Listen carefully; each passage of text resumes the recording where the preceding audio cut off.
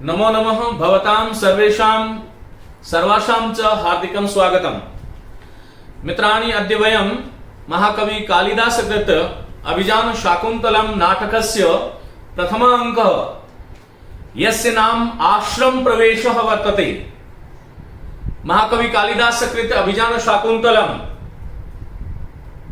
और उसका प्रथम अंक जिसका नाम आश्रम प्रवेश है, आज हम उसके बारे में बात कर रहे हैं। अभिजान शाकुंतल का नाम अभिजान शाकुंतल क्यों था, इसके परिचय से संबंधित दो पूर्व में व्याख्यान दिए जा चुके हैं। अभिजानेन स्मृता शकुंतला यस्मिन् तत् अभिजान शाकुंतलम। अभिजान के माध्यम से स्मृता शकुंतला, अभिजान के माध्यम से स्मरण की गई है, याद की गई है वह शकुंतला, और उस शकुंतला का जिसमें वर्णन है उसका नाम अभिजान शाकुंतल है। अभिजान शाकुंतल का जो प्रथम अंक है उसका नाम आश्रम प्रवेश है। लेकिन आपको यह ध्यान रखना चाहिए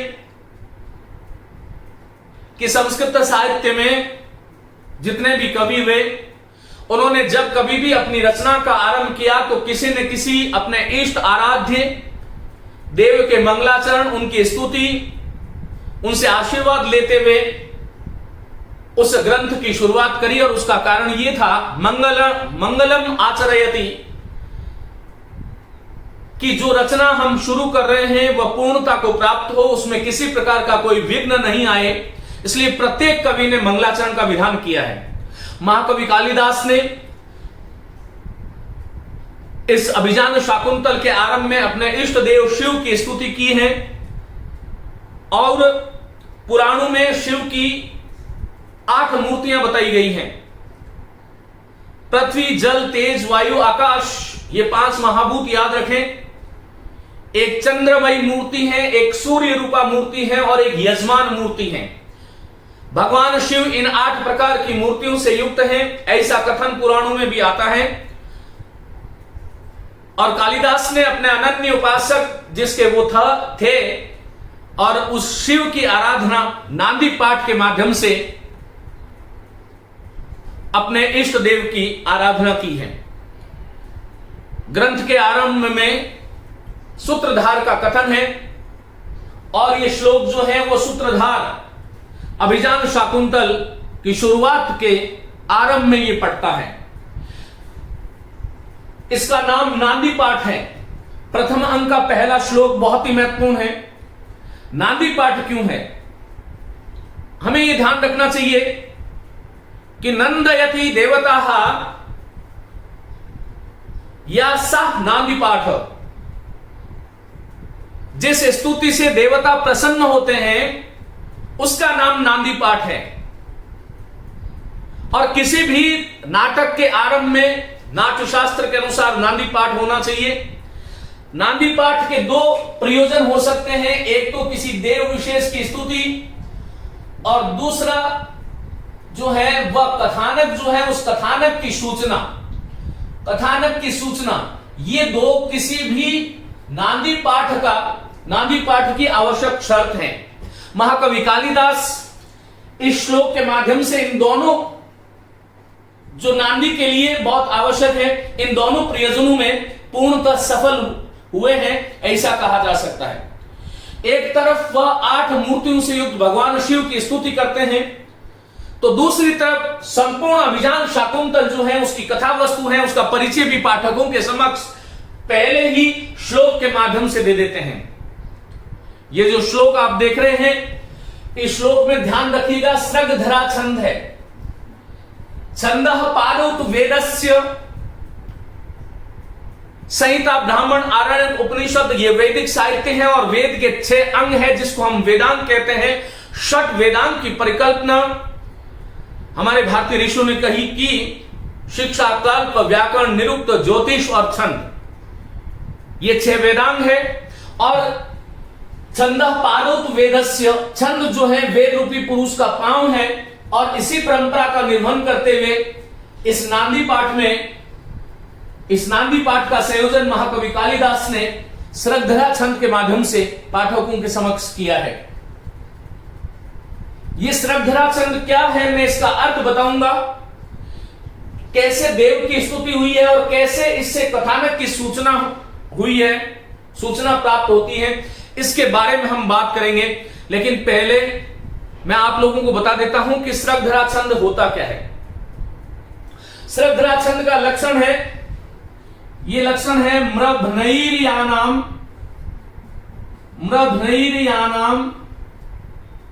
त्रयेण त्रिमुनि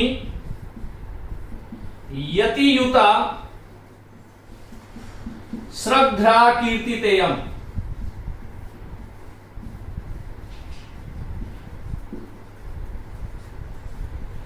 विद्यार्थियों, आपको ध्यान रखना है कि ऐसा छंद जिसमें देखो म्र का अर्थ है, म का अर्थ है मगण, म में जो र है इसका अर्थ होता है रगण, फिर आगे है भगण, फिर न का मतलब है नगण, और यानाम त्रयेण माने 3 बार जिसमें यगण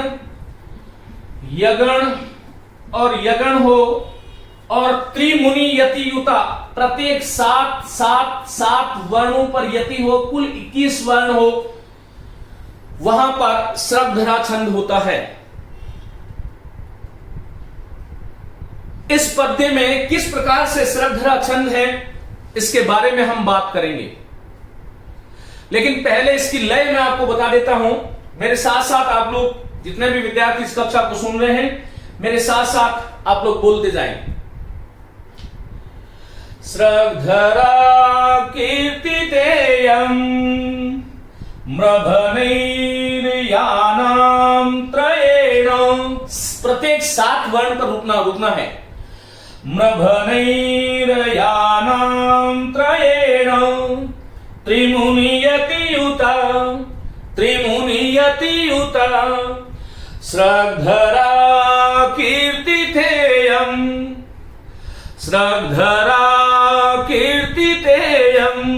ये प्रत्येक चरण की छंदोबद्ध रचना में, लौकिक संस्कृत में प्रत्येक श्लोक में 4 चरण 4 पाठ होते हैं, और प्रत्येक चरण में, अब श्रद्धरा इसमें छंद है तो ये जो चारों चरण है उसकी लय यही होगी। तो देखिए मैं शुरू कर रहा हूं, आप लोग अपने श्वेत पट पर ध्यान रखें। या श्रेष्ठी श्रेष्ठुराद्या, ये 7 वर्ण हो गए, 1 2 3 4 5 6 7। छंद शास्त्र में जो हलंत वर्ण, जो स्वर रहित होते हैं, उसकी गणना नहीं होती। या श्रेष्ठी श्रेष्ठुराद्या 7 हो गया तो रुकना है। यति का अर्थ होता है ठहरना, रुकना। यति, गति, लय, तुक, मात्रा, वर्ण की एक विशेष व्यवस्था होती है छंद में, तो ये आपको ध्यान रखना है। या श्रेष्ठी श्रेष्ठुराद्या वहति विधिहुतम् या हवीर्या च होत्री। देखो प्रत्येक 7 पर रुके हैं। या श्रेष्ठी श्रेष्ठुराद्या वहति विधिहुतम् या हवीर्या च होत्री। ये द्वे कालं विधतः श्रुति विषय गुणा या स्थिता व्याप्य विश्वम्। तीसरी पंक्ति देखिए। या माहु सर्वबीजः, 7 वर्ण हो गए। या माहु सर्वबीजः प्रकृतिरितियया प्राणिनः प्राणवन्तः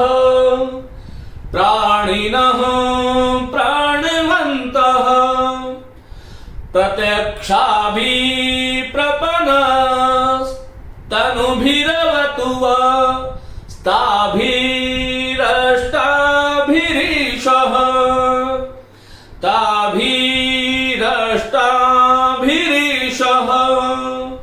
म्रभनैर्यानां त्रयेण त्रिमुनियतियुता श्रद्धरा कीर्तितेयम् श्रद्धरा कीर्तितेयम। मगण भगण, मगण रगण भगण नगण यगण यगण यगण, और प्रत्येक सात वर्ण पर जिसमें यति हो, कुल 21 वर्ण हो, वहां पर श्रद्धरा छंद होता है। विद्यार्थियों, मगण रगण भगण नगण यगण यगण यगण कैसे होता है, किस प्रकार से हम ये निर्धारित करते हैं कि मगण है, किस प्रकार से निर्धारित करते हैं कि रगण भगण नगण यगण इत्यादि हैं, इस पर मैं एक स्वतंत्र व्याख्यान छंद शास्त्र को अधिकृत करके, आधार बना करके और छंद शास्त्र में विस्तार से बताऊंगा। यदि अभी हम इस विषय वस्तु पे चले गए तो थोड़ा सा जो है लंबा समय हो जाएगा। कुल मिलाकर के अभी तक आप लोगों ने यह सीखा है, इसमें श्रद्धरा छंद है, ये नांदी पाठ है। नांदी पाठ क्यों किया जाता है कि देव स्तुति या फिर कथानक की सूचना के लिए महाकवि कालिदास अपने इष्ट और आराध्य देव शिव की स्तुति करते हुए कहते हैं, देखिए ये मैंने श्लोक लिखा है और नीचे ये अन्वय है।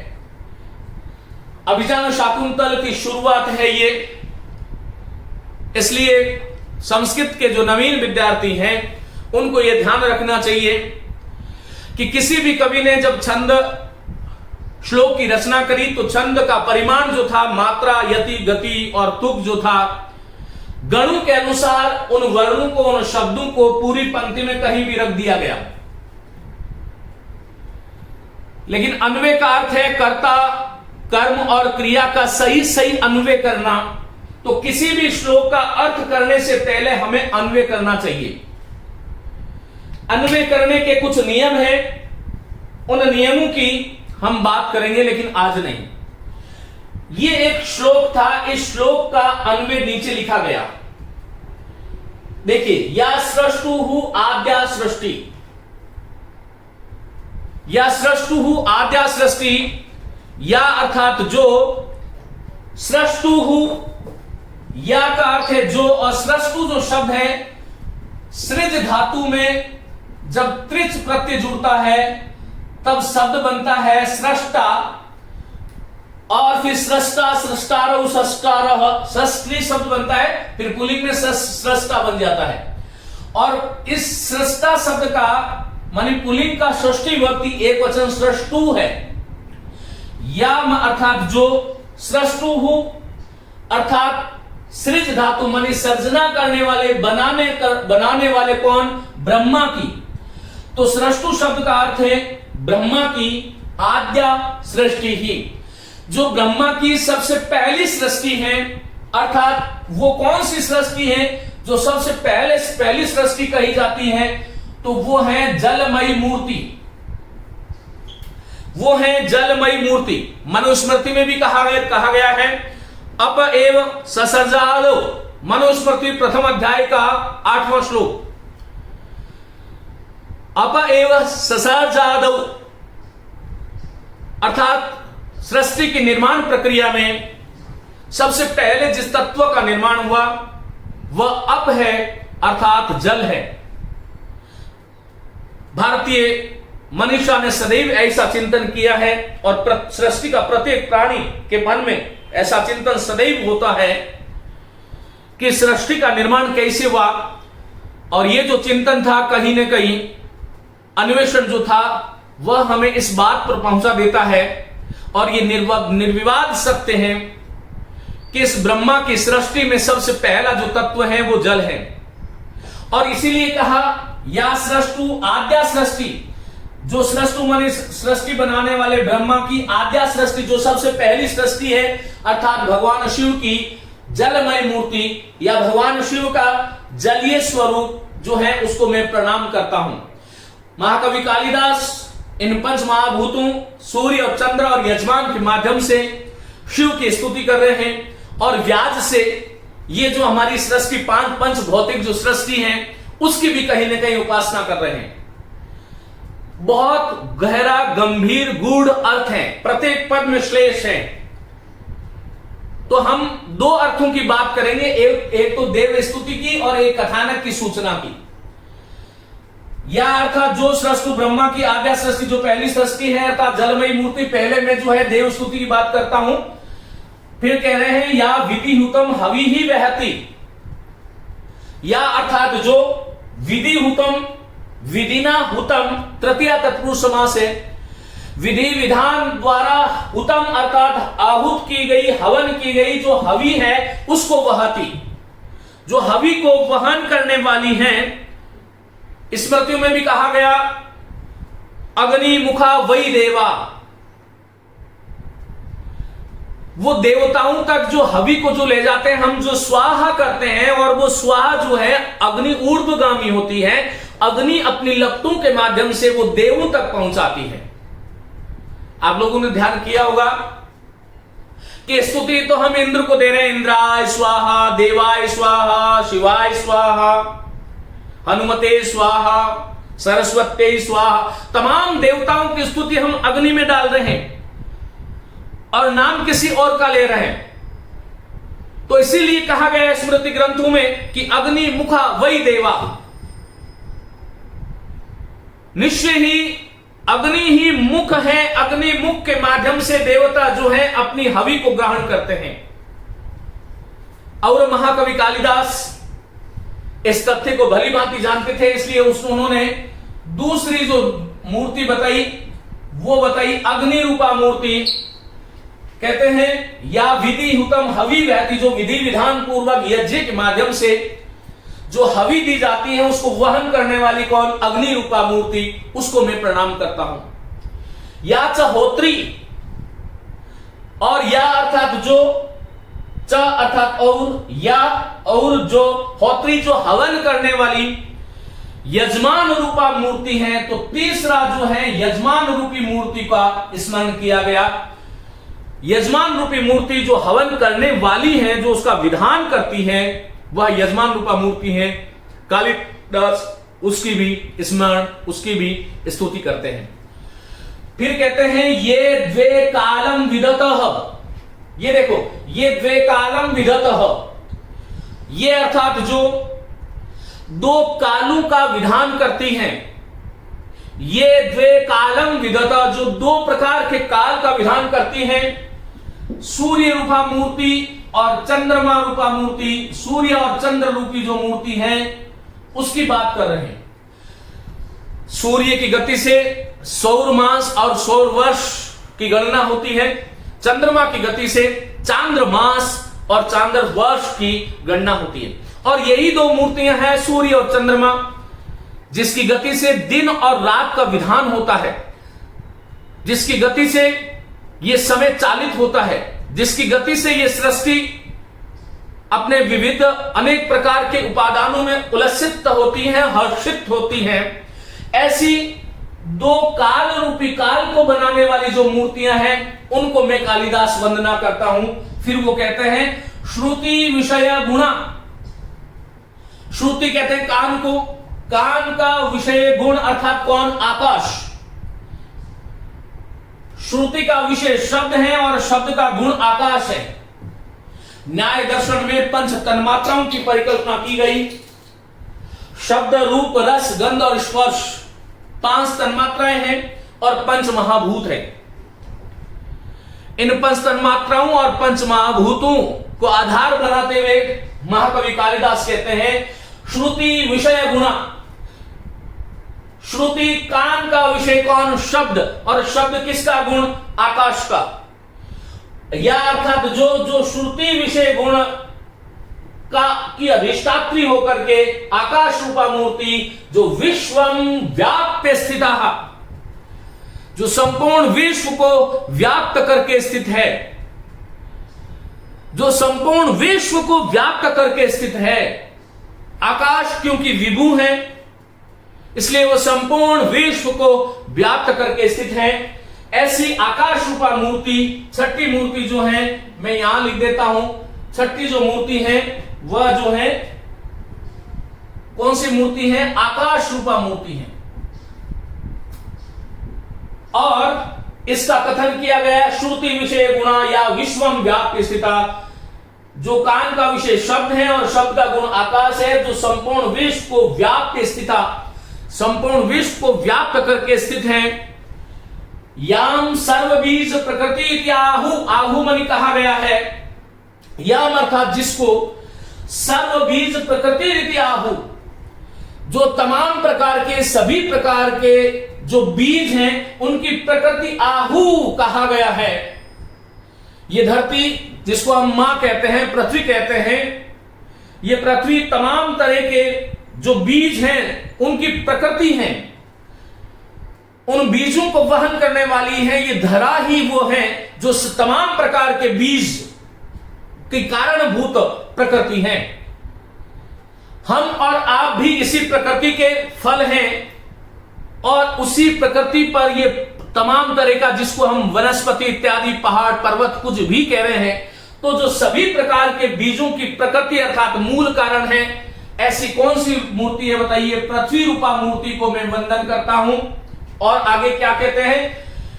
यया प्राणिनः, यया अर्थात जिसके द्वारा, प्राणिनः, प्राणिनः प्राण शब्द से इन्हीं प्रत्यय प्राणिन शब्द बनता है और प्राण शब्द से मतु प्रत्यय करने से प्राणवत शब्द बनेगा। पुलिंग में प्राणवान, प्राणवंतो, प्राणवंतः इस प्रकार से रूप बनता है। और जिसके माध्यम से, यया अर्थात जिसके द्वारा, प्राणिना मानी प्राणी लोग, प्राणवंतः जीवित रहते हैं। ये एक सार्वभौम तत्व है कि सृष्टि में वायु के द्वारा ही हम श्वास लेते हैं, हमारे जीवन की यात्रा जो है आगे बढ़ती है। ऐसी वायु रूपा मूर्ति को मैं कालिदास वंदना करता हूं। आगे कह रहे ताभी प्रत्यक्षाभि अष्टाभि, इन प्रत्यक्ष दिखाई देने वाली 8 प्रकार की जो तनु भी, तनु कहते हैं शरीर को, लेकिन यहां पर अर्थ है मूर्तियों के द्वारा,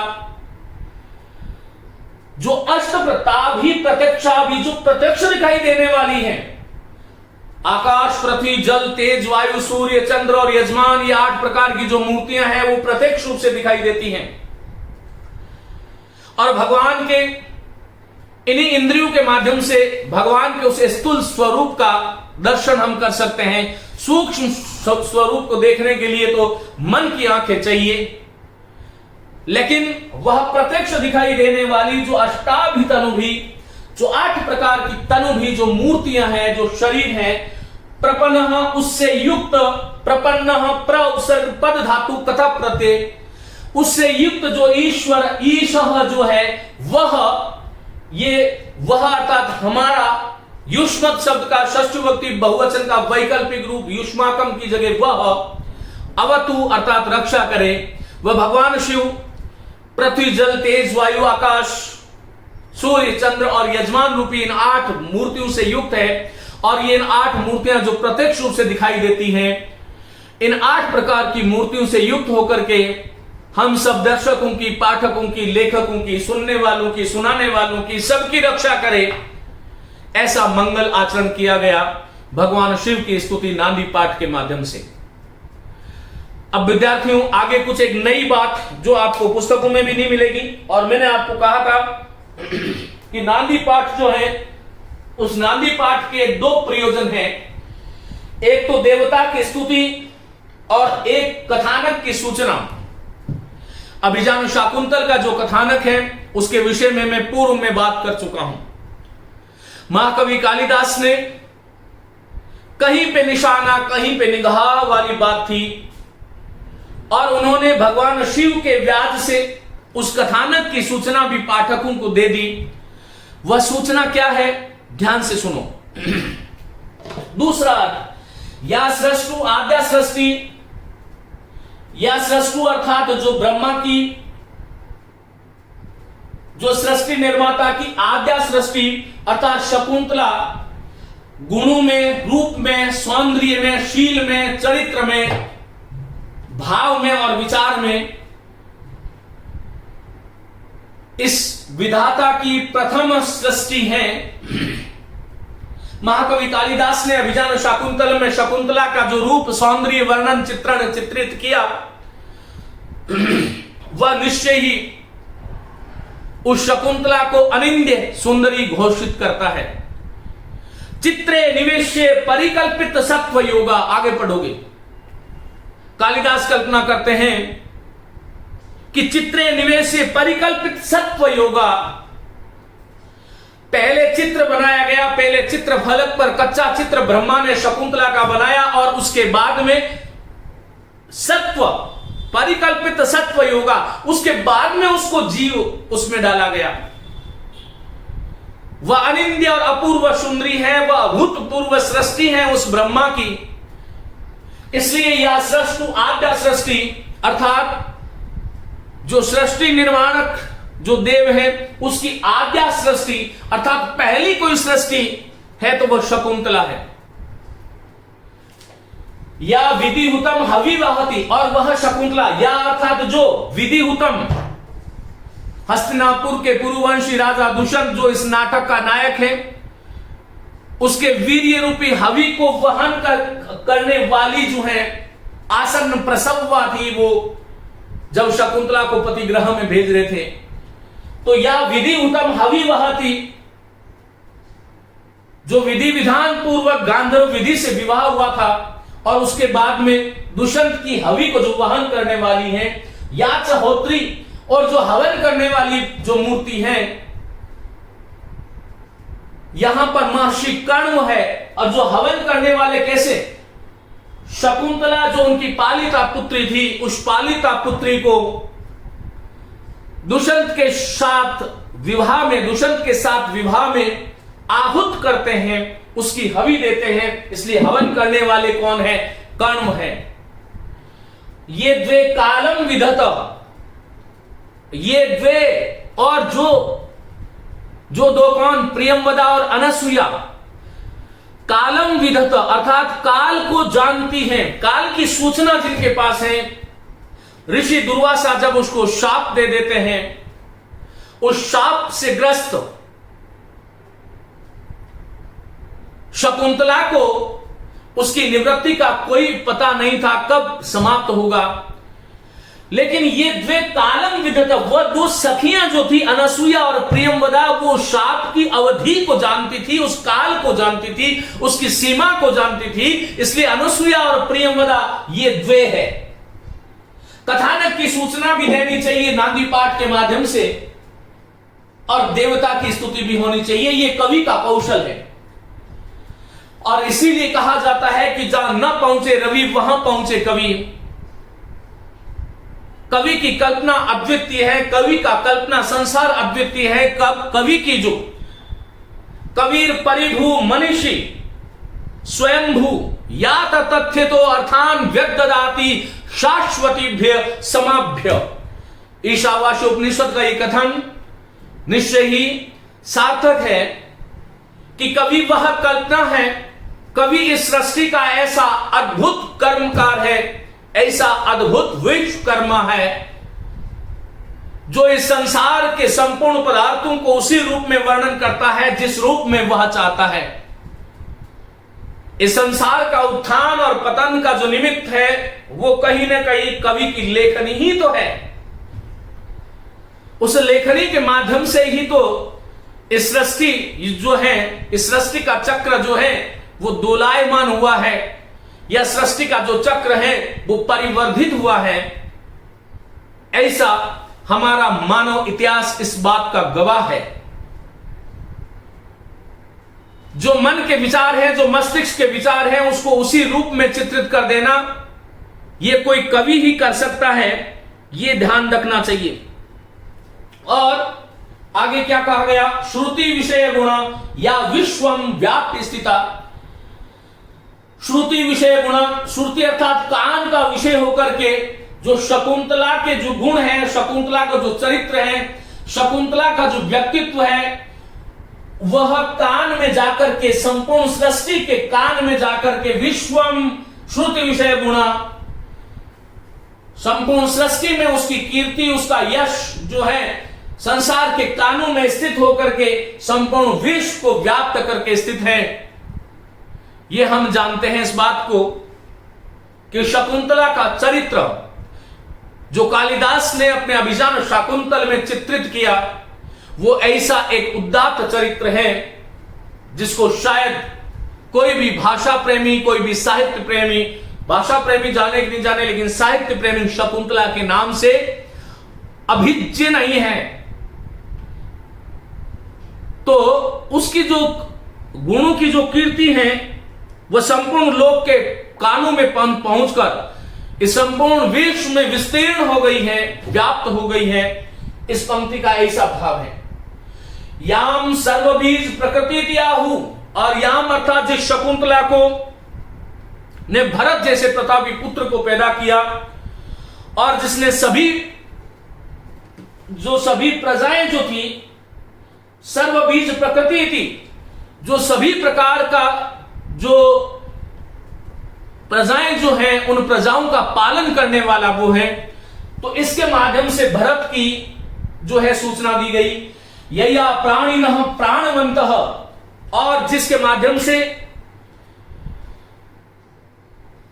इस वाक्य से यह सूचना मिलती है कि जब दुष्यंत जो है यया प्राणिनः प्राणवन्तः, जब दुष्यंत जो है शकुंतला को प्राप्त कर लेता है तो उस शकुंतला की प्राप्ति के द्वारा प्राणिनः प्राणवन्तः, जो दुष्यंत के जो प्रजाएं जो थी वो प्राणवान हो गई, वह प्रसन्न हो गई, ऐसा अर्थ है। ताभि प्रत्यक्षाभि अष्टाभि, इन 8 प्रकार के जो ये पात्र जो हैं उनसे युक्त तनु भी शरीर वाला ईश मणि राजा स्वामी जो है प्रपन्ना व अवतु, उससे युक्त होता हुआ वह अर्थात हम सब की रक्षा करे, क्योंकि राजा का भी एक बहुत बड़ा जो है उद्देश्य, बहुत बड़ा प्रयोजन, या राजा से सभी प्रजाएं अपनी रक्षा की कामना करती हैं, ऐसा राजा होना चाहिए। तो यहां पर देवताओं की स्तुति भी थी और अभिजान शाकुंतल का पूर्ण कथानक इसके अंदर दे दिया गया।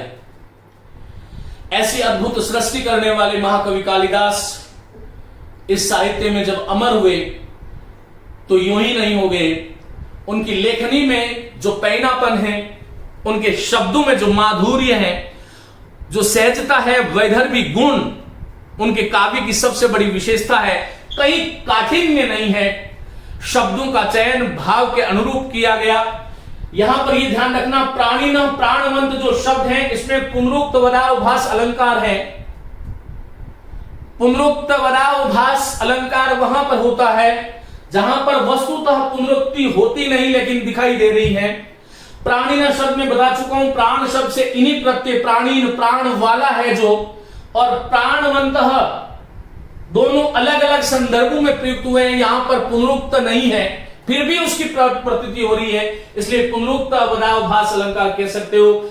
सृष्टि सृष्टु, यहां पर श्रुत्य अनुप्रास है। वहति विधि, फिर हुतम ह, यहां पर भी श्रुत्य अनुप्रास है। श्रद्धा इसमें छंद है और उसमें 21 वर्ण होते हैं।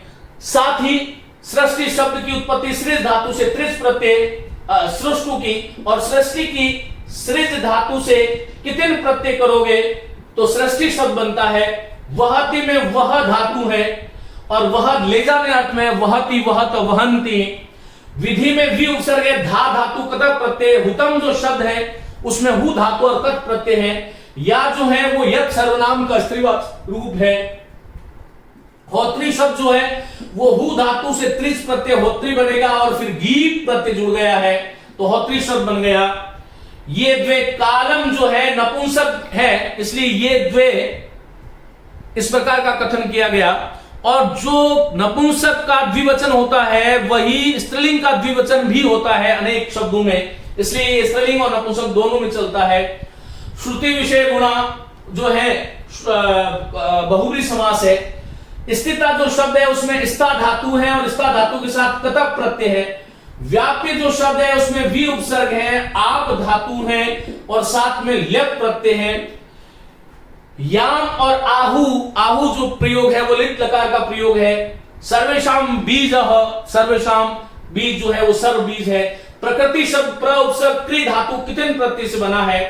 यहां पर यण विसर्ग संधि हो गई है। यया जो है यत शब्द का स्त्रीलिंग तृतीयावक्ति एक वचन है। प्राणी शब्द बता चुका हूं, प्राणवंत है। प्रत्यक्षाभि,